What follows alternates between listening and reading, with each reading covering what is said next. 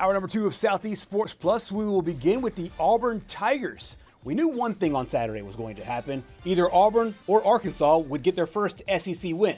Both teams have been knocking on the door, very close in games, but it's the Auburn Tigers who come away with the win. They got a big defensive play from Rashawn Pleasant. Nice quarterback play from both Jackson Arnold and Ashton Daniels, and the special teams came to play as well as Auburn now has their first SEC win of the season in Fayetteville. Welcome to Southeast Sports Plus. Gerhard Mathangani, Patrick Walsh with you here on a Taco Tuesday. Patrick, I found it really interesting for this Auburn football team because Arkansas was a team that was gaining a lot of confidence. We had talked with Trey Dare, we had talked with Courtney Mims about what this Arkansas program was putting together. And they played 2 close games going into the Auburn game. Right. Auburn had played 4 seemingly close games against Oklahoma and several others. Georgia is another one. And Auburn comes away with the win. Both teams felt desperate for a win, but I felt Auburn was a little bit more desperate going into that game. Yeah, and I felt like last week when we were talking with Trey, I know he said that he thought that Arkansas could get Auburn. I personally thought this was Auburn's game to lose. I mean, coming in, obviously, both teams playing to – I mean, I know Bobby's not the coach, the full-time coach at Arkansas yet, but it felt like both coaches were coaching for their jobs this weekend, and heading into it, neither team had won an SEC game yet this year. But I just felt going into it, we talked about the matchup of can Auburn's defense shut down Arkansas's offense, but we didn't really talk about the other matchup too much with – Auburn's offense hasn't been playing well this year, and Arkansas's defense is one of the worst, I think, only to Tennessee, who we just talked about earlier in the show. Yeah. So it was that matchup to me was the one that really determined the game for me. Yeah.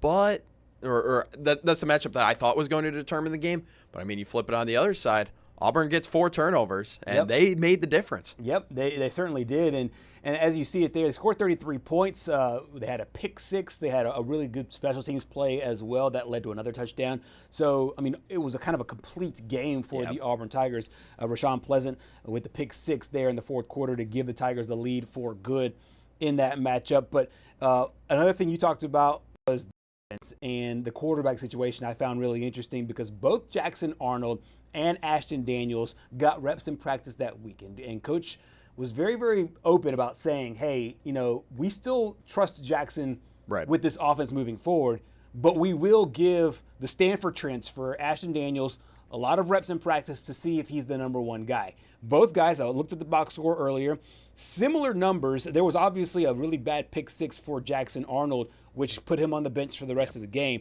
However, Ashton Daniels went 6 for 8, 77 yards, about almost 10 yards per completion, quarterback rating of 55.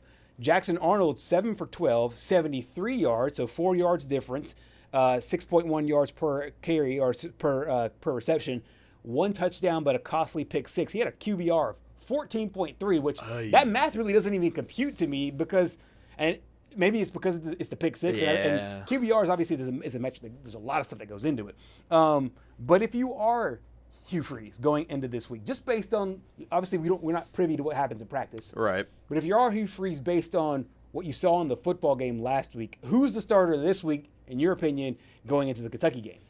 This is Ashton Daniels' game. Okay. And honestly, I felt like the door was open last week when Hugh came out and openly stated both quarterbacks are going to get reps. At that point, I was like, all right, this is no longer Jackson's job. Now this is probably Ashton Daniels' job. Right. And I know he didn't really get to throw it that much, 6 for 8, as you mentioned, 77 yards. The ground game really carried the offense there. But I feel like the more and more Ashton plays with this offense, I mean, you talk about the weapons on offense. Yes. All they need is a quarterback that can we talked about it earlier in the season with their arch rival Alabama. Yeah. All Ty Simpson had to do, get the ball to his weapons. Yes. And not turn it over. If Auburn could just get the ball out to Cam Coleman and just let him go to work. Right. I mean, I feel like this could be a completely different team that we're talking about here. Absolutely. And going into this game, and actually even leaving the game because Auburn's defense did not allow 25 points. They're one of 6 FBS teams to not allow 25 points in a single game. So you would think even if an average offense you would be fine.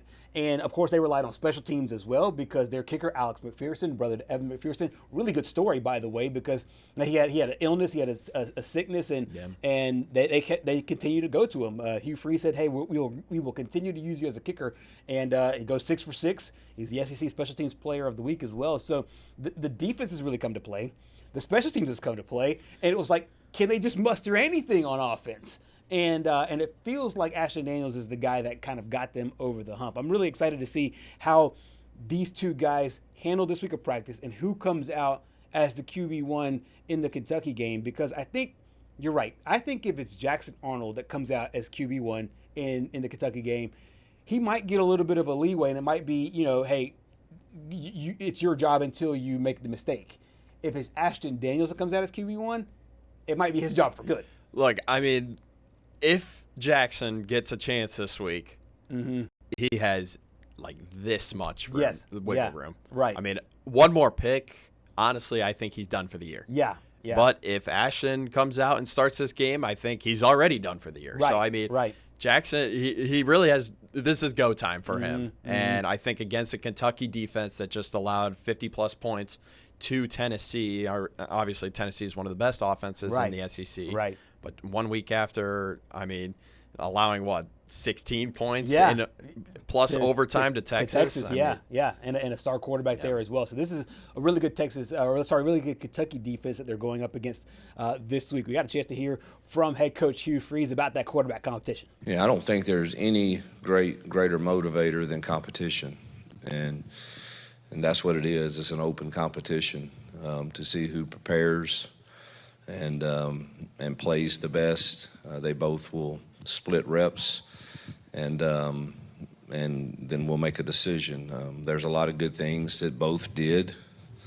I thought Ashton showed an incredible amount of poise. So really only graded him on 2 minuses. But I thought he showed great poise and leadership and a difficult time to come in the game when the momentum had totally shifted the other way, and thought he gave us a spark up until Jackson's interception. Thought he played really, really well to that point. So it'll be exciting to see how they both respond and compete this week as we head into this game. So Coach making it very, very clear that it's a 2-man race between Ashton Daniels and Jackson Arnold. And we kind of saw that last week.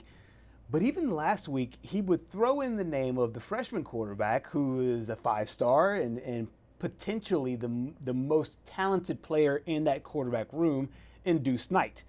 Deuce Knight, we know him well. He's from our area, Lucedale, Mississippi, right down the road, about an hour from where we sit here in Mobile. And it's been very curious why he was not mentioned in the quarterback competition as they move forward. What did you make of the omission, so to speak, of Deuce Knight this week as compared to last week when his name got thrown in there, even though we knew he probably didn't have much of a chance? Part of me thinks eligibility-wise. Sure. Yeah. Obviously, if you play more than 4 games and you can't redshirt and stuff like that. But at the same time, this is already a lost season for Auburn. I mean, you're not making the college football playoff. You're not making the SEC championship game. But it is definitely a little bit interesting because you would like to see your freshmen, get some reps in a, I don't want to say high pressure situation because, I mean, at this point in the season, expectations are down. Right. But still SEC reps against SEC opponents. It is a little bit interesting that, Hugh Freeze isn't throwing his name in the mix at all. Yeah, he's a dual threat quarterback.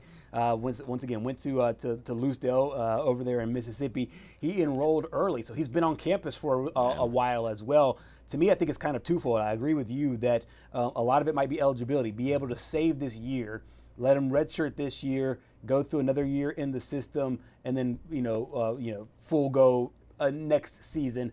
Another thing might just be he might just not have the offense all together right now, and this would not be foreign for a true freshman to walk in and you're learning college life. You're learning, the dorms, the schedule, the campus, and you're learning a new playbook.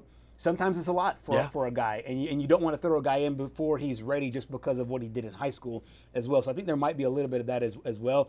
And I also won't be surprised, though, too, if he's keeping most of this under wraps, because they might have a couple of special packages just for Deuce. Exactly. Yes. And just keeping it under wraps, like, hey, we're not going to unveil this whole thing, but they might go into the red zone and do what Lane Kiffin has done with Austin Simmons and just have some special package plays just for Deuce Knight and let him feel comfortable in that role instead of his, being QB1. Exactly. And I think it also goes back to why Hugh isn't naming a starter for this week to make Kentucky prepare for both quarterbacks, even though, in my opinion, I think it is Ashton. I don't think Jackson has another chance going back. I mean, we had the questions going into the season. Okay, Jackson's really good with his legs, but he only threw for 200-plus yards twice last year. Right. So what can he do in this offense? But it will be interesting to see Deuce moving forward, but at the same time, in today's college world, if you don't play him this year, you better be shelling out the money to make sure he stays, because I'm sure there are going to be some schools that are going to try to tamper with him and be like, hey,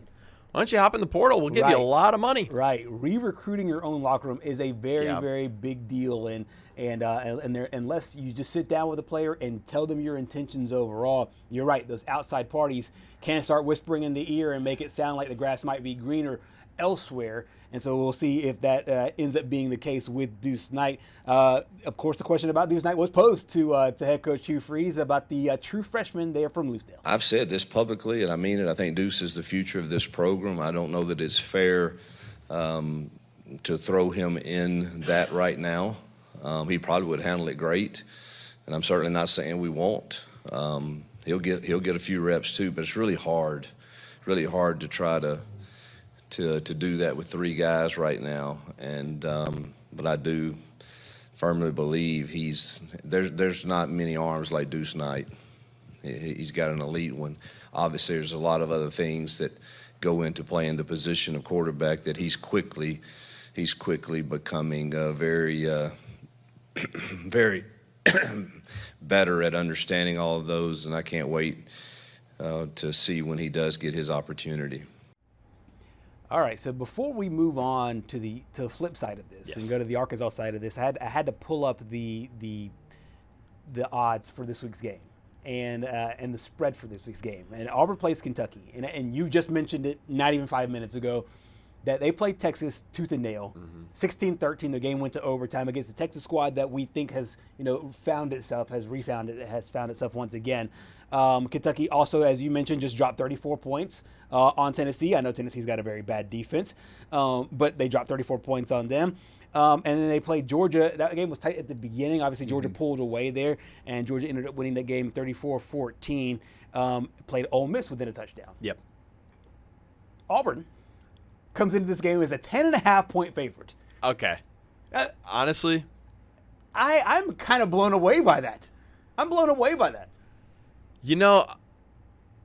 I would be, but I think they're looking at the matchup of Kentucky's offense against Auburn's defense. Right. If I were genuinely predicting this game, in my honest opinion, I don't think Kentucky scores a touchdown. Okay. I genuinely just do not see it. Yeah. I mean, we just talked about Tennessee's defense being the worst. I mean, Texas got a pretty good defense. They only scored 13. It's true. I would argue this year that Auburn has a better defense than Texas does. Right. So, honestly, I think they're banking on the fact that the Auburn offense can score 3 touchdowns, maybe. Right. 2 or 3 touchdowns. And for Kentucky to I'd predict for them to kick 2 field goals. Yeah. I was doing the predicted score math on this, and it's about 27-17 because the over/under is 44. Yep. Oh, okay. So they're saying that 27-17 is about 28-17 depending on where you lay that half point. I don't see more than 1 touchdown. Me too. And I'm right there. I'm with you. It's interesting to see Auburn as a 10.5-point favorite over anybody because it's like Auburn hasn't really proven that they can beat anybody. Exactly. They can pull away from anybody by more than 10 points. But I do think if it is Ashton Daniels, if you're Vegas, you're saying we believe that this backup quarterback will be just enough of a wrinkle to take this Auburn offense over the top, and then you add that in with the defense. Then you have a lethal combination there between those two. Yeah, and it's just, as you mentioned, just Auburn hasn't been able to pull away from anybody. They keep playing these close games. Right. I mean, it is shocking, But I think, in the betting world, we have these do not bet / stay away from these games. Yeah, this has to be on everybody's do not bet. Yeah, and I think that if you're the betting public, I think Kentucky will be a dog that everybody likes. For some reason, they'll say, hey, they'll remember the Texas game. They'll say, hey, they put up 24 points last week. I think that'll be like the dog that is the public favorite going. Keep in mind, this week. is at Jordan-Hare too. That's right. And Kentucky has not done well at home there in those situations. I find that one really interesting. I think that's going to be either an Auburn or pass situation. Either you really like Auburn blows them out, or you got to pass on the game overall.